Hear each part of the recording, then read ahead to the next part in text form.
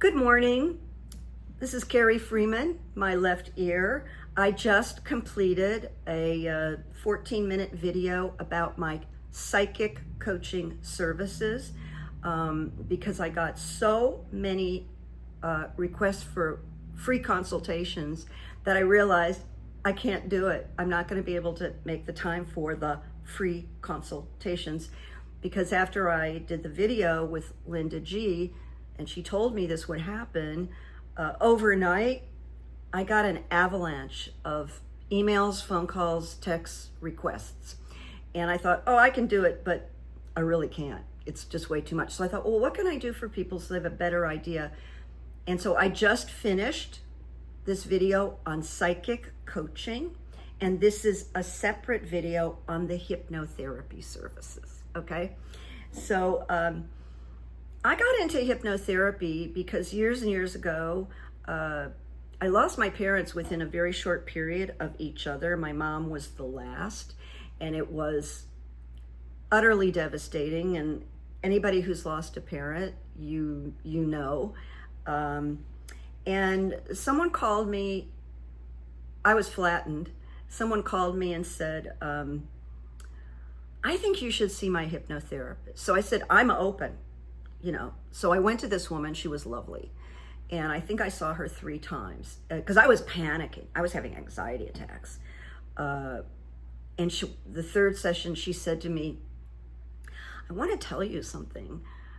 You actually would be very good at doing hypnotherapy. And she read my mind because I had been wondering, I wonder if I should look into this.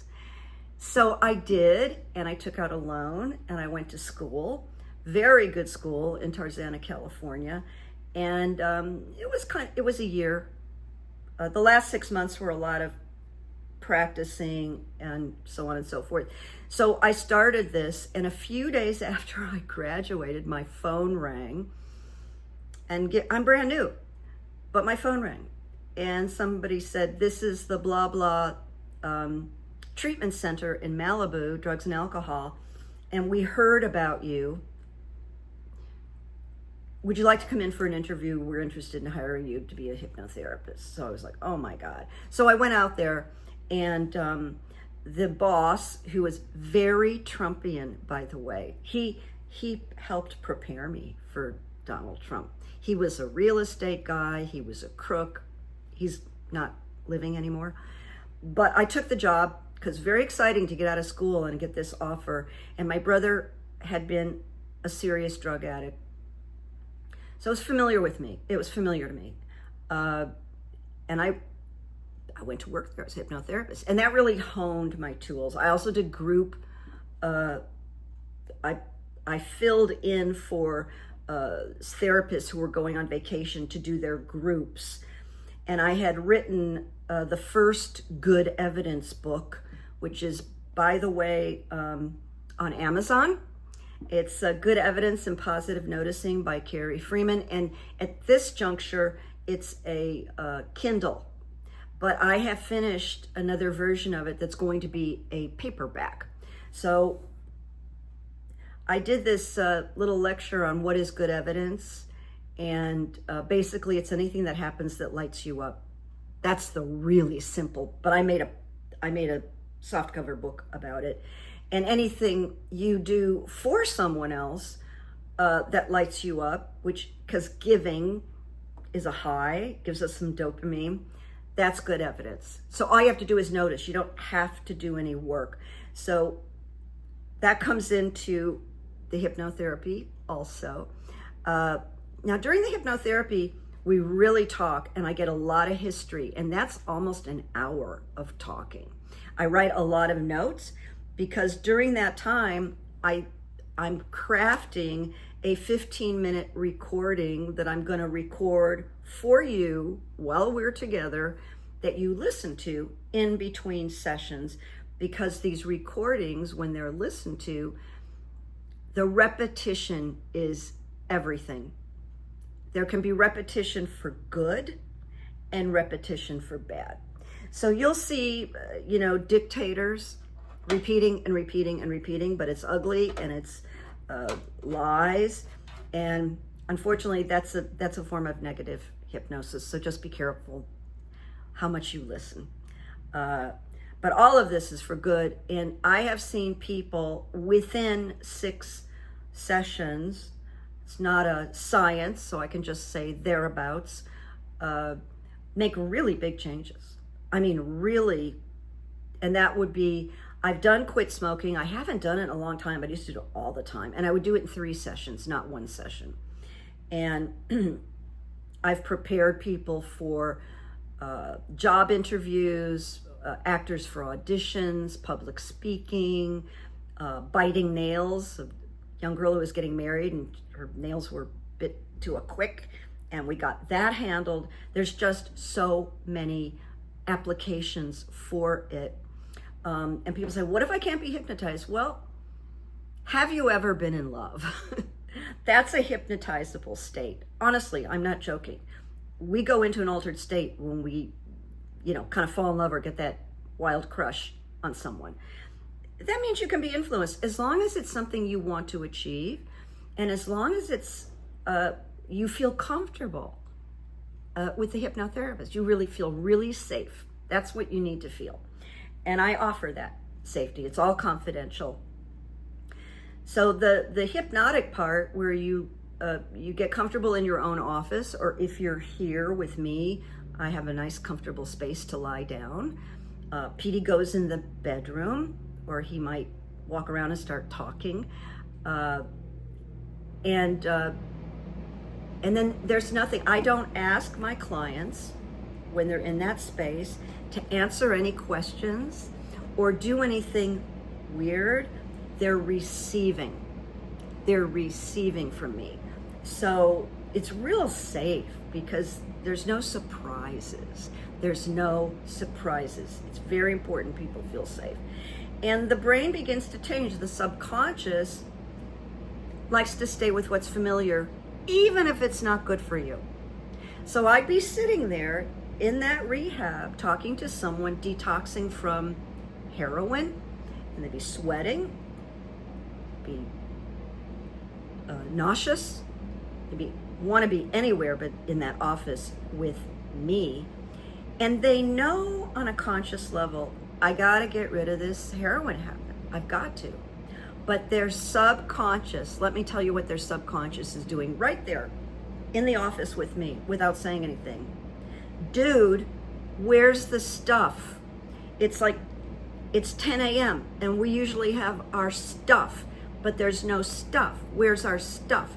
That's the subconscious wanting to stay with what it knows, what's familiar. Well, the conscious mind knows heroin's not good for me. I could easily die from it. I've had friends that died from it. So it's getting the subconscious on board, getting all of that to work together. People always feel relieved after a first session because people come in and they're in the fight-flight response, whether they know it or not.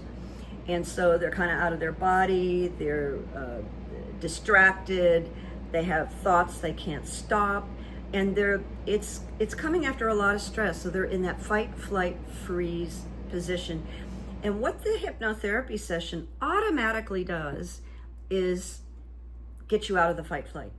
So you come out of it, and we finished our session, and you just feel relieved, clear-headed, start firing good ideas, positive ideas, plans. But one is usually not enough, but it'll let you know, I want to go back and do some more of that. I feel different this week. That's to be discussed in session. So that's all I can think of right now. It is 90 minutes. It's a little bit more money. I work harder. I make the recording. And it's wonderful. I've had since meeting with Linda G, and by the way, we're going to do it again on October 13th. Really excited. Linda G, yeah, the hypnotherapy is different, but I've had people say, I really do want some hypnotherapy, but I think I want a coaching session first. Great. I actually have a man that's going to do that. We're going to have a coaching session next week, 1 hour, and then we're going to book the hypnotherapy. And during that 1 hour, he'll get to ask me questions. And certainly, if you book a coaching session with me, feel free to ask me questions about the hypnotherapy, anything that I didn't cover, all right? Now, can somebody go into this altered state over Zoom? Absolutely. You just have to have a comfortable chair. You just have to have a comfortable chair. After the hypnotherapy, the induction, that part that I record is called an induction. I don't stir up a lot of more conversation. I like them to get the benefits. There's Pete. Look how comfortable he is. I love his belly. Pete, you're putting on a good show. Yeah, you are. Thank you. Because I like the effect of the hypnotherapy to stay with the client, so I don't stimulate after that. I think that's a good description for you. Email me with questions. Can't do the consultations anymore. I hope you understand. It was like a blessing to do the collaboration with Linda G, and then my life kind of exploded a little bit. I went, oh, I have some things to learn here. Something I used to do that I had time to do, I can't quite do anymore. So this is why you're getting 2 separate videos to help explain these processes and kind of get a feel for me. And I hope this helps you. And I take suggestions from people like, if I don't want to talk about this, or could you do the emphasis on that? And I listen. You know, a therapist once said to me, maybe when I was 5 years into this process, I thought I was at the rehab and I was sitting outside at lunch, and a therapist, a doctor, sat next to me. And I was saying that I didn't think I had provided a good enough session. And I'll just share this with you. She said to me, do you know, if you provide a safe space for someone, you're doing great therapy? That blew my mind, and I've never forgotten it. So think about that. Think about the benefits of that. And I'll see you in the next few days. I want to thank you for all the goodwill comments. We got a lot of good comments, Linda and I. I think there was some kind of really neat chemistry there. I look forward to doing that again with her. Great fun.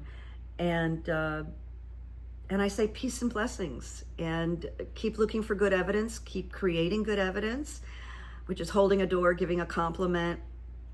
Just that simple. It lights people up.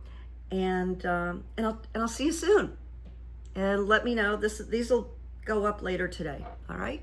You take care, make peace, make good memories. Bye-bye.